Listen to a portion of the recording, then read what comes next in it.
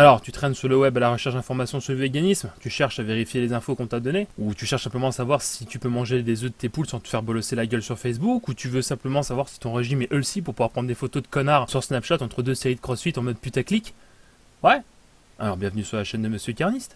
Alors j'entends déjà les rageuses qui vont hurler à l'oppression qui va s'exercer par un mâle blanc, cisgenre, hétéro-capitalisto-maçonnique-illuminati 6ème dan. Mais je vois pas mal de youtubeurs qui font des vidéos pour parler de la nouvelle mode dans laquelle ils sont tombés, le véganisme. Ouais, une mode, t'as bien compris. Car dès l'instant où on fait quelque chose classé en mode hyper hype parce qu'on s'est laissé convaincre par des arguments fallacieux comme les mecs qui portent le futal de leur petite sœur, c'est une mode. Sauf qu'ici, ma gueule logique sera mère de vertu. Pas de place pour les arguments de chaleuse, aux appels à la haine et aux biais de pensée. Pas plus qu'à l'éloge de la souffrance animale, le but sera pas de soutenir Jean Toréador et son micro-pénis, mais bien de débunker les informations de merde que peuvent balancer certains donneurs de leçons qui militent pas pour la cause animale, mais bien pour retirer la jouissance à une branlette intellectuelle, voire se verser dans l'ego trip de la fierté d'avoir réussi à convertir une personne influençable par son manque de recul et d'analyse sur une information volontairement biaisée. Alors on va tailler dans le lard au katana et se poser les bonnes questions afin de défaire certains préjugés et raccourcis de pensée trop souvent utilisés par les véganes, et vous verrez que non content de manger de la merde en barquette sans vérifier les ingrédients ou d'autres emballages au supermarché, vous prenez les mêmes informations sur le net avec autant de naïveté. La chaîne va s'organiser comme ça, un biais ou un sujet mis en face de sources et de réponses. Ça sera un genre de caisse à outils où vous pourrez venir piocher selon les besoins. Ce sera construit et on traitera le fond, car tu l'auras compris, la forme, je m'en bats les couilles. On va aborder les questions de l'élevage, de l'agriculture, de la chasse, etc.